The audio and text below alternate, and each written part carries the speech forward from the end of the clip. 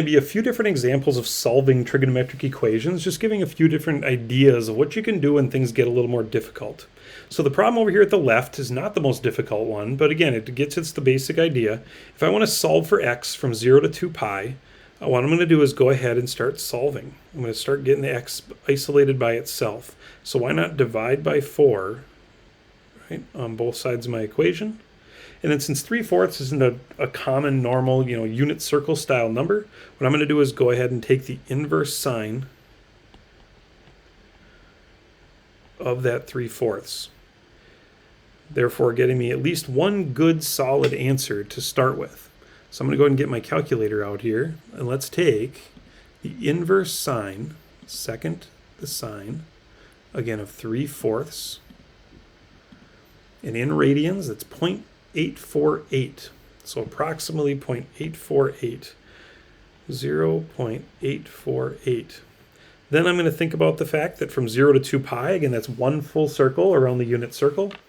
And if 0.848 was a sign of a positive ratio that was up in quadrant 1, 0.848 would put me up here in quadrant 1. Well, the sign is also positive over here in quadrant 2, which means if I take pi and subtract off, right, 0.848, that reference angle, I can end up with a better answer. I can end up with the angle going from 0 all the way around into quadrant 2. So let's go ahead and hop back over to the calculator real quick, and we'll say pi minus our previous answer, and accurate to at least 3 decimal places, 2.294. Seems like a pretty good answer.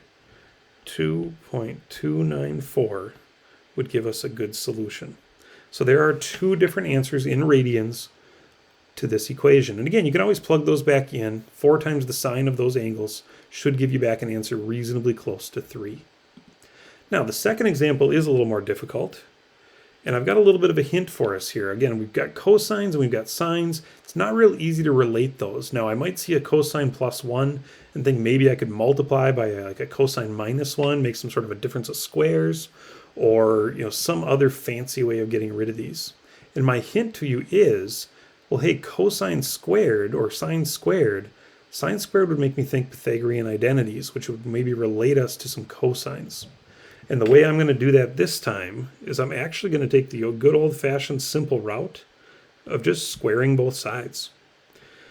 Now on the left, that means I need to sort of expand this out. Cosine squared of, or cosine of x squared is really cosine of x plus 1 times cosine of x plus 1. You'll end up with a cosine squared, first term squared. Then the first times the second times 2. So I'll get a 2 cosine of x in the middle, and then 1 squared in the end. Again, if you don't believe me, go ahead and FOIL that out or distribute that out. Cosine of x plus 1 times itself. Don't forget to multiply all the terms and add the 2 middle terms, those like terms, when you're done. On the right, we still have sine squared, but I'd much rather call that 1 minus the cosine squared, because then I've got all cosines throughout my whole equation. In that case, I'm going to go ahead and add this term over to the left side. I'm going to have 2 cosine squared of x's. I also have 2 cosine of x's. And while I'm at it, I may as well subtract 1 from both sides and basically end up equal to 0. Doing a little factoring, I'm going to factor out the 2 in one of my cosines, leaving me with the cosine of x plus 1 equal to 0, which means that either 2 equals 0, which is an absurd thought, the cosine of x could equal 0, which again is going to happen at pi over 2 or 3 pi over 2, or the cosine of x plus 1 equals 0, in which case the cosine of x, if I subtract that 1, should equal negative 1, which on my unit circle, again thinking about it, again cosine is 0 at pi over 2 and 3 pi over 2, and it's a negative 1 over here at pi. So my 3 good answers from 0 to 2 pi should be pi over 2, pi, and 3 pi over 2 as answers to that equation. Let's look at one more sort of somewhat difficult equation. Here's one up here. Similar idea. We've got some sines and we've got some cosines going on. And a couple of tips down here at the bottom for you. Again, if I see sines and cosines, one thing to think about is trying to get this down to one type of function, either sines or cosines. So the first thing I'm going to look at is, well, sine squared can easily be swapped out for 1 minus the cosine squared of x.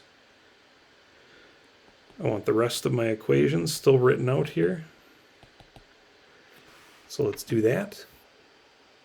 In that case, I probably want to simplify this a little bit, but I'm already seeing I've got a cosine squared, I've got a cosine, and I'm thinking maybe some factoring might be in order. So let's go ahead and work our way through this. Let's distribute our 2 times 1, and 2 times the cosine squared of x, plus 3, the cosine of x, minus 3 equals 0. We have a negative 2 cosine of x squared, plus 3, the cosine of x. I'm going to add that 2 and that negative 3 to become a negative 1. And now let's think about factoring here. In fact, what I'm going to do first is actually run a negative through this example. I don't really like factoring with that negative out in front. So let's call this 2 cosine squared x plus 3 cosine of x. Oops, make that negative 3. And plus 1. I'm going to multiply a negative 1 through all of my terms, right? Make that a positive 2, a negative 3, and a positive 1. And again, negative 1 times 0 is still 0. Now, using what we sometimes call u substitution, I'm going to go ahead and take out those cosine squareds. I'm going to say that u, just to make this look a little easier to deal with, is equal to cosine squared. So really, I'm just factoring a quadratic. That's u squared minus 3u plus 1. And let's see if I can't factor this thing out. I'm going to need a 2u and a 1u. And we're going to need a couple of 1s to multiply over here. But we need a negative in the middle, which makes me think, well, hey, if they were both negative, u times 2u is 2u squared.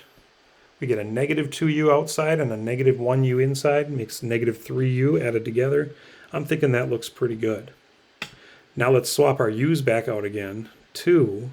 The cosine, oops, and not cosine squared. Oops, what was I doing there? This is really just the cosine of x, right? Because again, u squared was cosine squared. So again, this just became 2 the cosine of x minus 1 could be equal to 0, or just the cosine of x minus 1 on its own could equal 0. Well, if I add 1 and divide by 2, cosine of x equals a half, which I know that on my unit circle happens at 60 degrees, or pi over 3, as well as down here in quadrant 4 at 5 pi over 3. So again, x could be pi over 3 or 5 pi over 3. Or, again, the cosine of x could equal 1.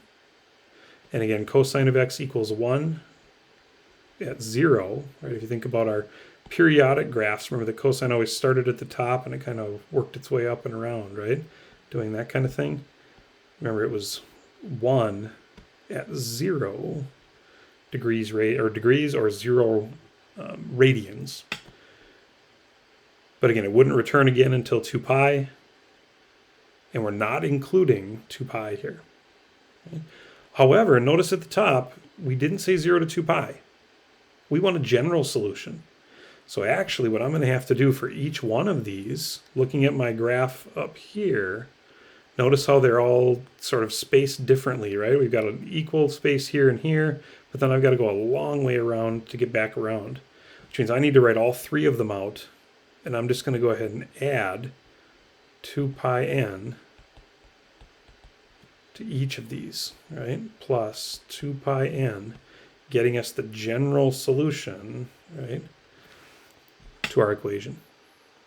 Again, if you have any questions with that, make sure you talk to your teacher.